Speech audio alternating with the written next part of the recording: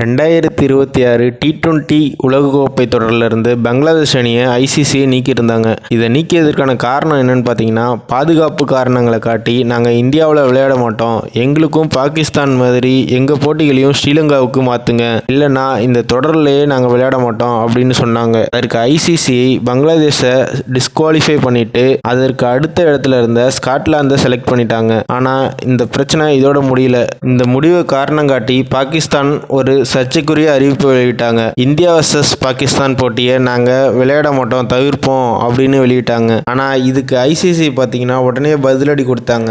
ICC ரொம்ப கிளியராக சொன்ன விஷயம் என்னன்னு பார்த்தீங்கன்னா, ஒரு அணி நீக்கப்பட்டதை காரணம் காட்டி மற்றொரு அணி போட்டிகளை புறக்கணிக்க கூடாது. India versus Pakistan match already ICC காலண்டரில் ஃபிக்ஸ் செய்யப்பட்ட போட்டி. அந்த போட்டியில் பாகிஸ்தான் விளையாடுற அப்படின்னா அந்த போட்டிக்கான 2 வெற்றி புள்ளிகளும் இந்தியாவுக்கு கொடுக்கப்படும். ஒளிபரப்பு நிறுவனங்கள் ஐசிசியிடம் நஷ்டஈடு கேட்கலாம் என்பதால் ஒளிபரப்பு நிறுவனங்கள் மற்றும் விளம்பரதாரர்களுக்கு நஷ்டஈடு வழங்குமாறு பாகிஸ்தான் கிரிக்கெட் போர்டுக்கு உத்தரவிடலாம். அடுத்து ஆசிய கோப்பை கிரிக்கெட்டில் இருந்து கூட பாகிஸ்தானை விலக்கி வைக்கலாம். பாகிஸ்தானுக்கு ஐசிசியிலிருந்து ஒதுக்கப்படும் நிதியை நிறுத்தி வைக்கலாம். அதோடு மட்டும் இல்லாமல் பிஎஸ்எல் தொடரில் விளையாடும் வெளிநாட்டு வீரர்களை பங்கேற்க தடை விதிக்கலாம். அந்த தொடருக்கான சர்வதேச அங்கீகாரம் மற்றும் வர்த்தக ஆதரவையும் நிறுத்தி வைக்கலாம். இது போன்ற நடவடிக்கையில் ஐசிசி ஈடுபட்டா பாகிஸ்தான் கிரிக்கெட்டின் எதிர்காலத்திற்கு ஒரு பெரும் கேள்விக்குறியாக தான் இருக்கும். பாகிஸ்தான் அவங்க முடிவுலேருந்து பின்வாங்கினா அவங்க கிரிக்கெட் போர்டுக்கே அது நல்லதாக இருக்கும்.